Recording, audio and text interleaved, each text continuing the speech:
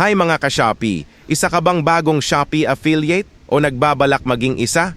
Kung hindi mo pa alam kung paano maglagay ng product links sa Shopee videos mo, para sa iyo ang video na ito.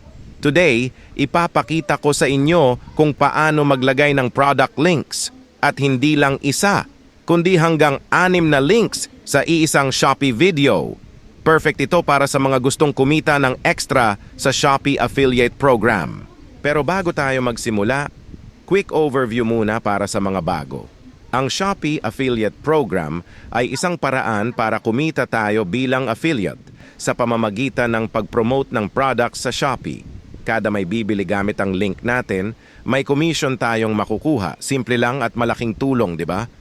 So paano nga ba maglagay ng product link? Una, buksan natin ang Shopee app, pumunta sa Shopee Affiliate Dashboard at piliin ang products na gusto mong i-promote. Dito guys, sobrang daming product na pwede nyong pagpilian at i-promote. E-explore nyo lang. Ang napili kong product ay itong sapatos. Kasi nagawan ko na ito ng video.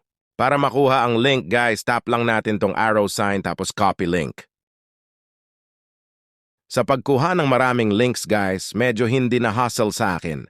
Dahil ang gamit kong mobile phone ay may feature na side swipe. Dito guys, kailangan natin ang ating built-in na notepad. Talagang napaka-useful nitong notepad guys. In fact, nakalagay talaga sa essentials. Isa ito sa sekreto para mapabilis ang pag-copy ng maraming links. Guys, baka curious kayo kung ano-ano ang mga product links na inilagay ko sa isang product video.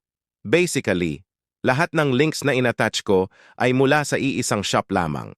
Hindi kasi ako sigurado kung pwede bang maglagay ng iba't ibang links mula sa iba't ibang shop sa iisang product video. Feeling ko kasi negative yon. Kung may nakakaalam, you can comment guys. At kapag natapos na natin sulat ang lahat ng links sa notepad, proceed na tayo sa pag-post ng ating video. Punta lang tayo sa video section at tap natin ang parang cross sign shape. Tapos tap natin yung product link. Dito guys, ang unang ilagay nyong link ay yung link dapat ng product na ginawan mo ng Shopee video.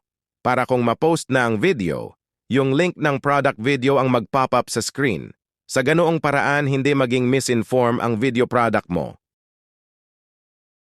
At kapag nalagay mo na lahat ng links, pwede mo na itong i-import, tapos select all. Siyempre, lagyan natin ng title ang product natin.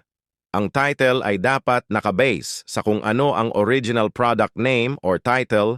Pwede mo rin gayahin mismo ang title ng product. At huwag kalimutan lagyan ng hashtags para mas maraming ma-reach na views ang ating video.